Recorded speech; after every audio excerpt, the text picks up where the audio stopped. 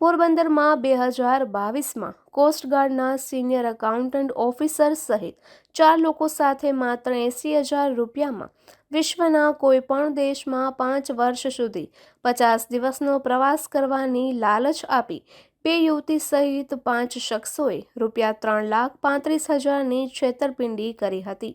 જે મામલે એલસીબીએ અગાઉ એક યુવતીને ઝડપી લીધા બાદ તેના સાગરીતને સુરતથી ઝડપી લીધો છે.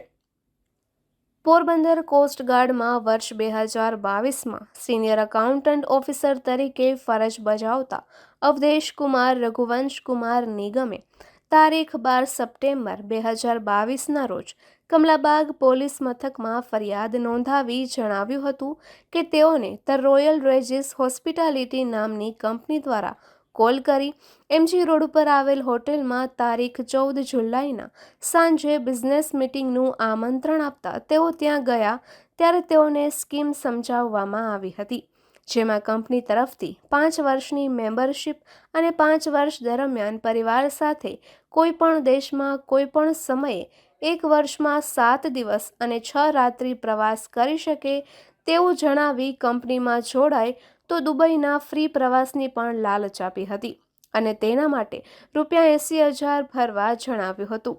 તેઓએ પૈસા ભર્યા બાદ કંપની દ્વારા ફોન ઉપાડવાનું બંધ કરાતા તેઓએ તપાસ કરતા અન્ય 4 લોકો સાથે પણ આ રીતે છેતરપિંડી થઈ હોવાનું સામે આવ્યું હતું. આથી તેઓએ કંપનીના ભાવિક બાબુભાઈ મિયાત્રા, આશુ રાજપૂત, નેહા લોઢા, નિશા શર્મા તથા અશફાક સામે 3.5 લાખની છેતરપિંડીની ફરિયાદ નોંધાવી હતી. જે મામલે 3 વર્ષ પૂર્વે પોલીસે ભાવિકને ઝડપી લીધો હતો. ત્યારબાદ 6 માસ પૂર્વે એલસીબીએ અમદાવાદ એરપોર્ટ સર્કલ પાસે આવેલ ઉમેડ હોટેલ ખાતેથી મૂળ મધ્યપ્રદેશ અને હાલ અમદાવાદના ચાંદખેડામાં રહેતી નેહા રૂપનારાયણ બિંદાદીન લોઢાને ઝડપી લીધી હતી. ત્યારબાદ વધુ એક આરોપીને ઝડપી લેવામાં એલસીબીને સફળતા મળી છે.